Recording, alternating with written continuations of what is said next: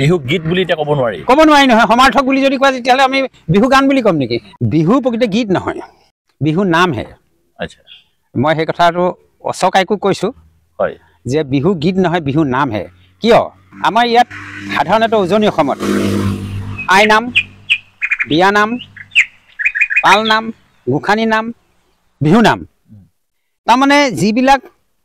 নাম সাধাৰণতে এজনে গোৱাৰ পিছত বাকীসকলেও গাব পাৰে তাকে নাম বুলি কোৱা হয় আচ্ছা এতিয়া কথা হ'ল কি আমি যদি গীত আৰু নামক যদি সমাৰ্থক বুলি কওঁ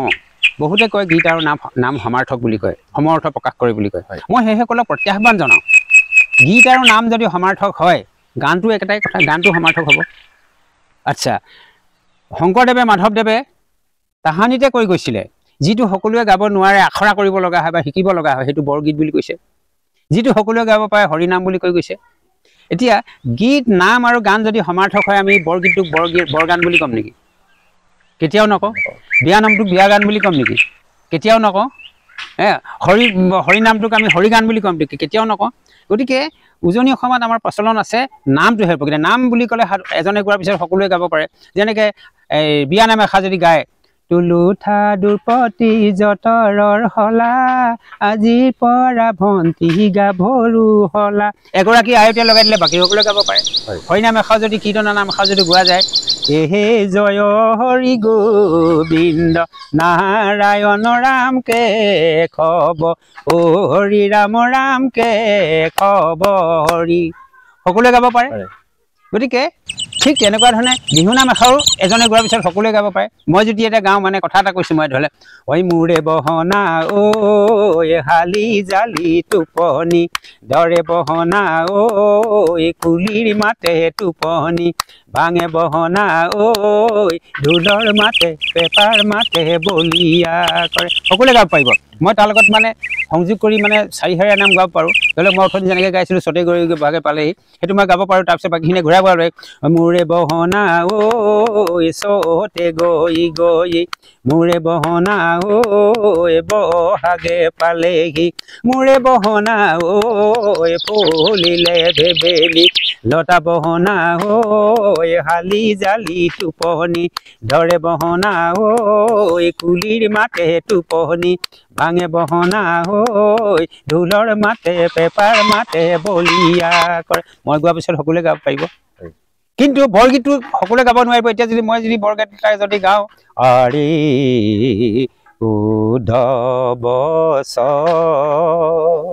লহু ফুলে লাই আৰে হামু বিনে গোপী আৰে হামু দিনে গোপী আৰে হামু বিনে গোপী ৰখিলেকে যুগ যাই এইটো বৰগীত বৰগীতটো গাবলৈ শিকিব লাগিব আৰু কিন্তু নাম গাবলৈ শিকিব নালাগে মই আগতে ক'লোঁ বিয়া নাম আই নাম গোসানী নাম পাল নাম বিহু নাম গাবলৈ কোনেও বেলেগে শিকিব নালাগে এজনে গাই দিয়াৰ পিছত সকলোৱে গাব পাৰে কিন্তু বৰগীতটো গাব নোৱাৰিব গতিকে বৰগীত বৰগান নহয় বিহু নাম বিহু গান নহয় বিহু গীত বুলি এটা ক'ব নোৱাৰি নহয় সমাৰ্থক বুলি যদি কোৱা তেতিয়াহ'লে আমি বিহু গান বুলি ক'ম নেকি মই এই প্ৰশ্নটো এজন ব্যক্তিক মই আজি কিছুদিন আগত সুধিছিলোঁ কিন্তু কেমেৰাৰ আগত নহয় অফ কেমেৰাত সুধিছিলোঁ তেওঁ তেতিয়া ক'লে যে বিহু গীত বুলিও ক'ব পাৰি বিহু গান বুলিও ক'ব পাৰি তেওঁ প্ৰকৃতিতে তেওঁৰ বিহুৰ প্ৰতি অধ্যয়ন নাই অধ্যয়ন মানে এইটো কথা নকওঁ কিতাপ পত্ৰ প্ৰতি পঢ়ি অধ্যয়ন কৰাটো বুলি মই নকওঁ তেওঁ ব্যৱহাৰিক জ্ঞানৰ ওপৰত বিহুৰ মানে চিন্তা চৰ্চা নাই সেইকাৰণে গীত গান নাম বুলি ক'ব ধৰিছে তেওঁ গতিকে এইটো আমি পাৰ্থক্য ৰাখিব লাগিব বৰগান বুলি ক'ম নেকি বৰগীতটোক আমি যদি ক'ব পাৰি কেতিয়াও ক'ব নোৱাৰোঁ হৰিগান বুলি ক'ম নেকি আমি কেতিয়াও ক'ব নোৱাৰোঁ গতিকে সেইজনক মই সেইটোকে উত্তৰ দিছোঁ যে তেওঁ যদি বৰগান বুলি কয় তেওঁ যদি হৰিগান বুলি কয় কওক আমাৰ তাত কি আপত্তি আছে তেওঁহে ক'ব কিন্তু অসমৰ সমগ্ৰ ৰাইজে কেতিয়াও নক'ব হয় খুব সুন্দৰকৈ ছাৰে আমাক গোটেইখিনি কথা বুজাই দিছে যে কোনটো গীত হয় কোনটো গান হয় কোনটো নাম হয় এইখিনি বিষয়ে আপোনালোকে কিমান জানিছিলে আপোনালোকৰ কমেণ্টত আপোনালোকে নিজৰ মতামত আপোনালোকে দাঙি ধৰিব